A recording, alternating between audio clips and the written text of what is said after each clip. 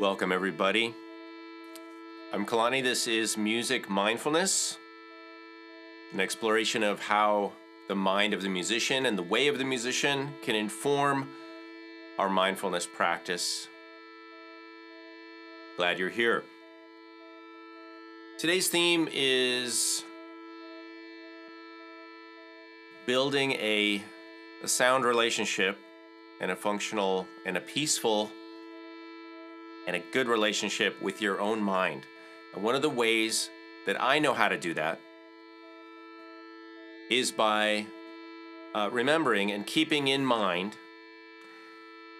the idea that our minds are essentially associative processes. Our minds make associations between just about everything. That's what they're good at. Recognizing things, assigning a label based on categorization, and associating this with this and this with that, and that's how we figure out problems. That's how we find patterns. We are pattern-seeking creatures, and I've talked about this in the past, but I want to revisit it because it's so important to not do. It's important to the result of not doing what Miguel Ruiz asked us all not to do in the 4 agreements, which one of those was to not take things personally. And I think it's timely to revisit that idea, to not take things personally. How do we do that? One of the main, like I said, one of the main ways that I know that I can be aware is to not take things personally, is to remember that my mind is constantly making associations between things, which often take the form of being reminded of a topic. It could be something you see, a word you hear, a phrase you hear somebody say, an action, a place. It could be anything. It could be anything that is in your environment that you take in through your senses and that reminds you of an experience that you've had. And of course, I mean, I don't have to make an argument for the fact that that happens, right? We all know that that happens. If you're not sure, just pay attention to your own thoughts for a minute and you'll see it happening. So we know that whatever we're exposed to in the environment tends to remind us of our own experience. Now, what often happens is that we've had a trauma, which we always remember more than we remember the traumas the most. Those are the things that like to come up the most because they're peaks in our memory, in our past experiences. They're salient, they stand out. So what often happens is somebody says something, it reminds you of something, maybe a trauma, and what do? What happens? We're upset. We're triggered. It's not their fault.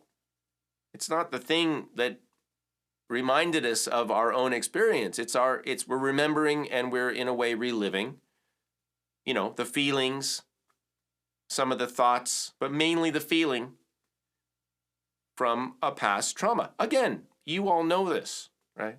But do you keep it in mind? Do you remember it? And are you aware when that's happening? And that's the key. It's not that we have to debate whether or not this happens. We know it happens. The question is, for me, am I aware in the moment that that's what's happening? And that, my friends, is a different question. I try to be, and one of the ways that I can better do that is to just remember that my mind is constantly looking for things to match and associate and categorize and label and say, oh, that is like this, and that person is like this person, and those words remind me of this event, right? That's always happening, and that's okay, all right? The fact that that happens is not the problem. It's what happens, it's what we do with that experience. Are we aware of it? And you can be aware of it and you can still be triggered. But if you understand why, that your mind is associating something that's happening now with something that happened before, that's the key. Because then you can say, that's why I feel this feeling that I might be blaming the person who said those words because, I mean, obviously it's them, right? Because they said it. It's not me. Well, it is you. Why is it? Because you're the one having the internal experience of, through your own associative process that your mind is automatically doing, and you're the recipient of that. You are the receiver of the emotions, the memories, the feeling that you may not want, and you become angry and resentful at the person who pushed that little button, but it's not their fault. Often. Sometimes it is, if they're intentionally saying something, but often people are not. And we see this online a lot. People will say something, and then other people will take it out of context or recontextualize it in a way that makes them the victim, or that puts them in a position where they can virtue signal, and then they throw it back on people. Maybe you've had this happen to you, where people get upset about something that you've done or said, and then they reframe it in a way that is not perhaps accurate, or it's even disingenuous, or just not honest, or it's particular to them. But that doesn't mean it has the same meaning or you'd have the same intention on your end, all right? So let's give each other, the space and the grace, and let's understand that not everything everybody says is about us.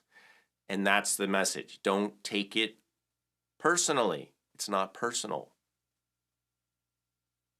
You can make it personal, but that's your choice. I hope this is helpful advice. It's something that I try to remember often. There's sayings like, no matter whatever somebody thinks of me is none of my business. There's all kinds of axioms out there that you can use. But I think Miguel Ruiz was onto something. It definitely helps. Don't take things personally. Other people have their opinions. They say things. They do things. They're out there doing that stuff. It's not about you. So you represent you. You speak for yourself. And that's it. And if other people take your words personally, that's also on them. Now, we can disagree on everything, a variety of issues, but not taking things personally is a great way to stay calm, centered, and be able to even engage in an argument in a respectful and loving way. And it can be done. All right, that's it. That's my message for today. Remember, your mind is trying to associate everything all the time. You will be reminded of past traumas through a series of connections. It's not always direct. Sometimes it's very indirect. But it's happening. So what do you do with that? Just remember, that's my mind trying to make sense out of things. But what's happening now? It's not what happened then. And what happened then, and this is not it. It's not. Even if your mind is trying to tell you these things are connected somehow. I assure you they are, because I thought of it. Often they're not, all right? That's it. What do you guys think? Do you agree? Disagree? Is there a tip or trick that you use, something you do to help yourself not take things personally? And I'm not saying to say screw you to other people. That's not the message. It's just for yourself. Realize what's going on. Take responsibility for your own sensibilities, your own thoughts, your own feelings, your own emotions, because a lot of that is created inside of yourself through your thoughts, which lead to feelings and emotions and expressions and chemical changes in your body and all that stuff. That's all inside of you, regardless of who you blame for it. It's empowering to take control of that. It's disempowering to blame other people because you don't have any control over what they're doing. So think about that. Meditate on that. When you feel yourself getting reminded of trauma, just come back to this idea, yes, that's what my mind likes to do. It's not trying to hurt me,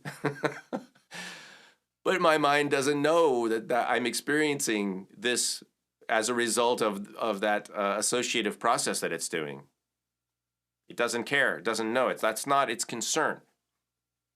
How it results, how it unravels, and how you might feel.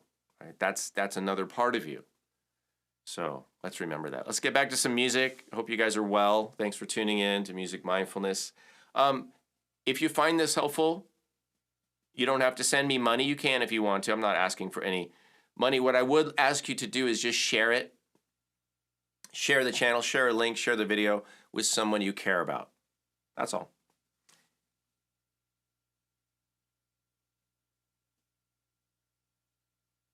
Let's get back to it.